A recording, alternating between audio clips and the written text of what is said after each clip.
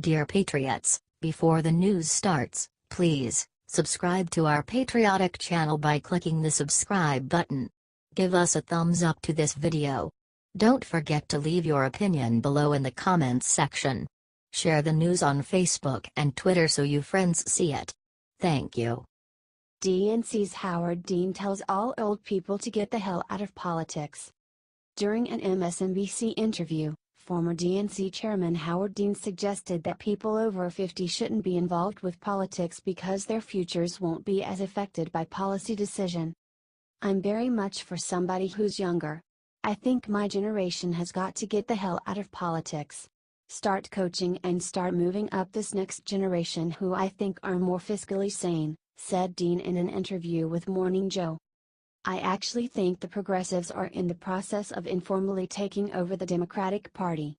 Neither Republicans or Democrats can claim they are fiscally responsible anymore after what the Republicans just did with this tax bill.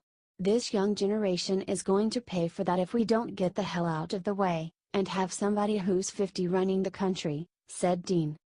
Chris Murphy from Pennsylvania, I mean from Connecticut. Kamala Harris of course. Kirsten Gillibrand. "I wouldn't be surprised if you saw 17 people running," said Dean. "It might be nice having older people in politics because they have actually had experience and knows better what works and what doesn't work. This isn't the only crazy thing Howard Dean has said recently. Last month Dean shared a wacky conspiracy theory that the alt-right created an alternative version of Trump's Access Hollywood tape to convince people it wasn't true.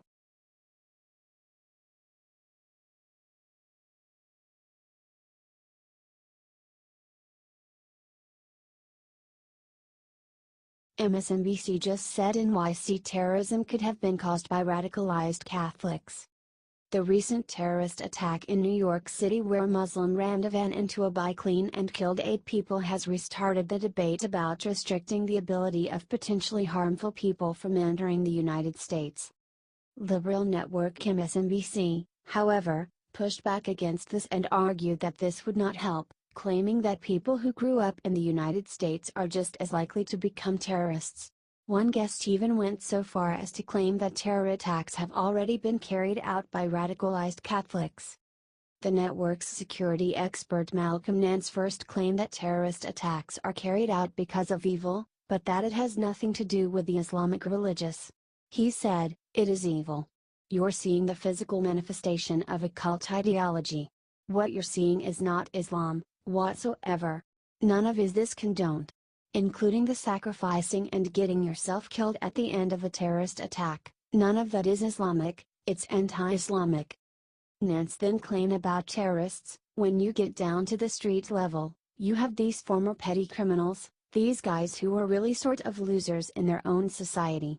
Even Christians, we have seen Catholics in Canada who converted to quote-unquote, Islam and carried out acts of terror.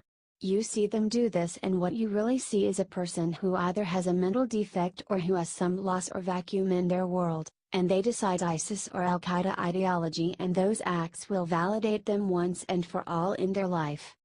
On a previous show on MSNBC, Malcolm said the same thing talking about the Boston bombers, saying, "We saw the same problem that happened with the Tsarnaev brothers in Boston. These people self-radicalized and it could have been an American who was formerly Catholic 2 weeks ago just as easily as a person from South Asia. Why do liberals keep apologizing for radical Islam?"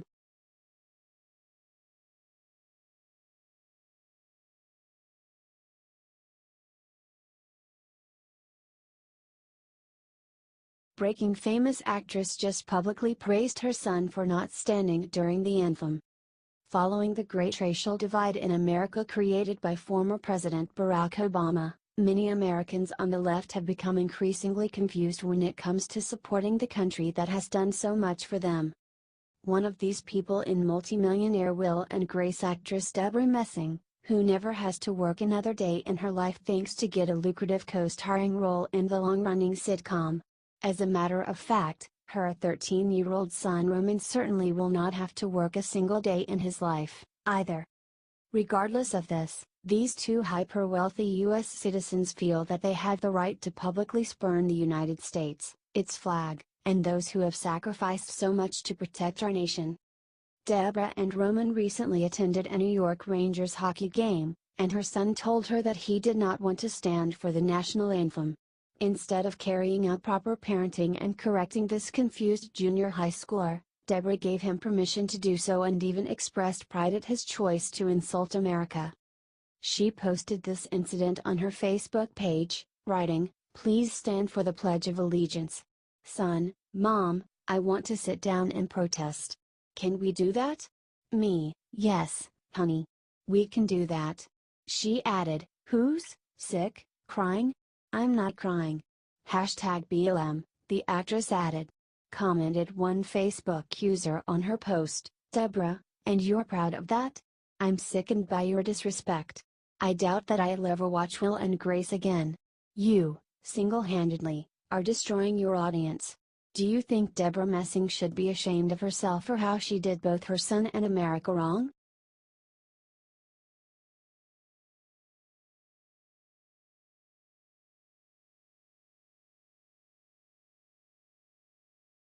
CNN defends Islamic terrorist against President Trump for saying he's an animal. President Trump called the terrorist who killed 8 people in New York City an animal. This should be common sense. But shockingly, CNN rushed to defend the terrorist against President Trump's mean attack. "I would say it's amazing, but it's not, because every day he says things that no other president has ever said, and that are really shocking," said CNN analyst Paul Callan. Calling somebody, in a criminal case, as President of the United States, an animal, maybe the guy on the street thinks that, and a lot of people think that. But the President of the United States has to stand with a little bit of dignity when representing the country. And what he is suggesting, I think, Brooke, in saying what he did, is that we should take them out and shoot them," said Callan. "Wow. That's ridiculous." That wasn't CNN's only ridiculous comment of the day. They also attacked Trump for saying they should send the terrorists to Gitmo. According to CNN analyst Juliette Kayyem, "If we do that, then the terrorists win. There is nothing different about the evidence, nothing different about the courts that would sort of justify, even if you can legally, taking it to Guantanamo Bay. So, I think the president is making a political argument, not a legal argument. One quick thing, if you want the terrorists to win, you have them abandon our judicial system, which is the envy of the world. This is a case that the New York judicial system can handle, the federal judicial system can handle," she said.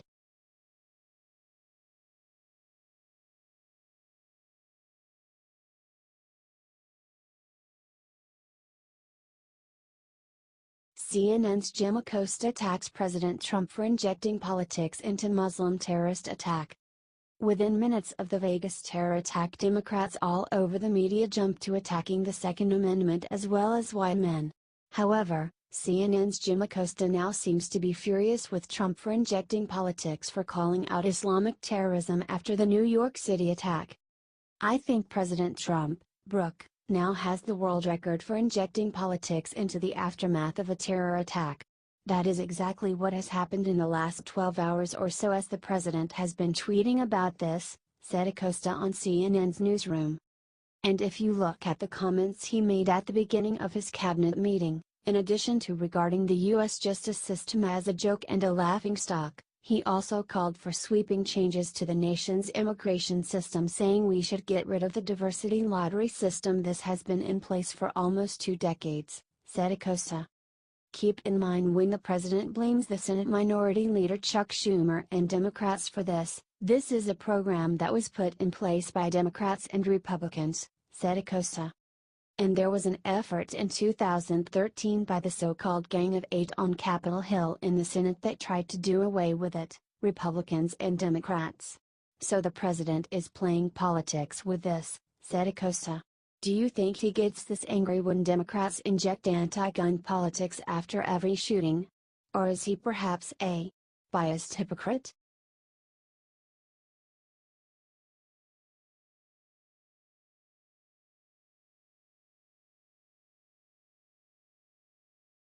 Deborah Messing tearfully praises 13-year-old son for sitting down during the national anthem. Will and Grace actress Deborah Messing posted a photo onto her Facebook page celebrating her son sitting down for the national anthem. The caption of the photo reads, "Please stand for the Pledge of Allegiance." Son, Mom, I want to sit down and protest. Can we do that? Me, yes, honey. We can do that. Who's crying? I'm not crying. #BLM, she wrote. The fact that her son is protesting the national anthem is enough to make her cry tears of joy.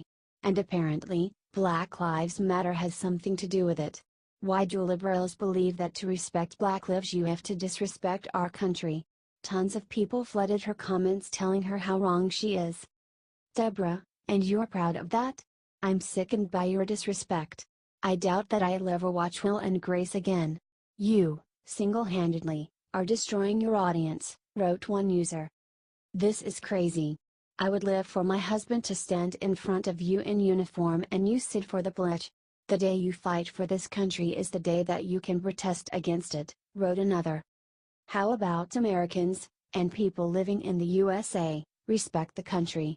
Stop disrespecting the men and women that fight for this country and those that have lost their lives doing so. As a Marine mom, this is sickening. Please stop teaching your kids this and teach them to change the world in a positive way. Not sitting.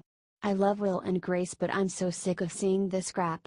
Thanks to my son and others like him, you have the right to speak, act however you want, wrote another.